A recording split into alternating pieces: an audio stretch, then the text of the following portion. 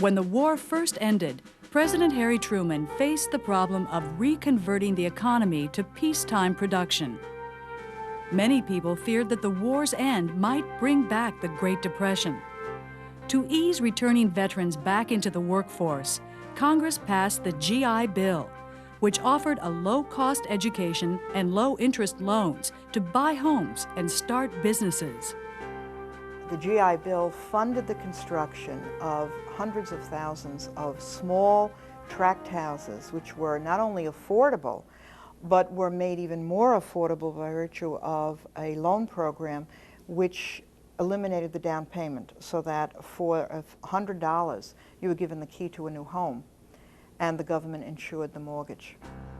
Millions of veterans used their GI benefits to get good educations, buy a home, and enter the white-collar workforce. Easier access to higher education changed the face of the nation's colleges and universities and created the new perception that a college education was for everyone, not just the wealthy or super intellectual. Building on Roosevelt's New Deal, President Truman wanted the federal government to help provide what he called a fair deal for the American people.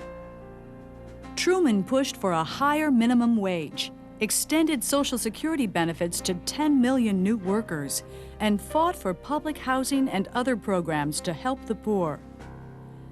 The years following World War II also witnessed a series of breakthroughs for African Americans, as Jackie Robinson broke the color line in Major League Baseball in 1947, and Ralph Bunche won the Nobel Peace Prize in 1950. Feeling a special moral obligation to African Americans for their patriotism in World War II, President Truman set up a Presidential Committee on Civil Rights, which soon called for laws to end lynching and segregation. Our immediate task is to remove the last remnants of the barriers which stand between millions of our citizens and their birthright. There is no justifiable reason for discrimination because of ancestry, or religion, or race, or color.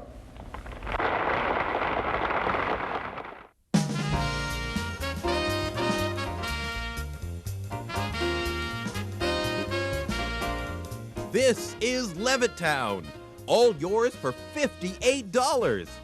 You're a lucky fellow, Mr. Veteran. Uncle Sam and the world's largest builder have made it possible for you to live in a charming house in a delightful community without having to pay for them with your eye teeth. The day after this ad ran, 1,400 eager families lined up in a single day to buy a 4-room house from Bill Levitt. People wanted convenient, affordable housing, and they wanted it now. To fill the need, Bill Levitt started producing homes like Henry Ford produced Model Ts, simple, durable, and inexpensive. Americans poured into the new suburban communities springing up on the crabgrass frontier. Here, people found their American dreams.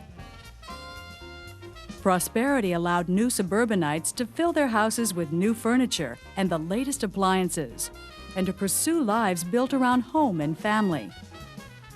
Backed by a thriving economy and GI Bill benefits, Americans began to marry younger and faster than ever before. And once they married, they began to have children. Lots of children. Lots and lots of children. The baby boomers, as they're called, became the largest generation in the nation's history. They would grow up in the most affluent society in the history of the world and share their homes with an invention that would transform American civilization. Retreating into their new playrooms and dens, Americans spent their evenings with their eyes glued to the set.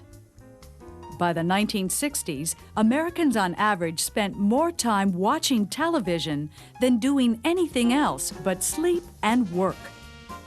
The movie theaters, drama, museums, all these things, it's not that important to, after work, to now jump in the car and drive 30 miles for the second time that day, to have some sort of social or cultural life that was in the city.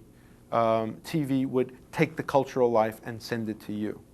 From the very beginning, advertising was the life's blood of television, which was unsurpassed in its ability to sell standardized products to a mass audience. Soon, more advertising dollars were spent on television than on any other medium. Television shows like Ozzie and Harriet and Father Knows Best reflected Americans' interest in home and family. They showed Americans what the perfect family should look like: a strong father with a good job, a sweet mother who cooked and took care of the home, and well-behaved, if sometimes mischievous, children. With Dad able to earn enough money on his own to provide for the whole family, more and more Americans came to believe that a woman's place was in the home, supporting her husband and caring for her children. After we got out of the service and married, our generation was expected to stay home, keep the house, and raise the children, which is what a majority of us did. A lot of the fellows went to school on the GI Bill. We bought homes, bought appliances, sent our children to dancing school. At the same time, more women were working than ever before. But employers usually paid them less, reasoning that men were the real breadwinners, so women didn't need an equal wage. Many suburban women were pleased with their lives. They found constructive outlets working for the PTA, church groups, and other organizations. But beneath the surface of happy conformity was a growing undercurrent of unrest.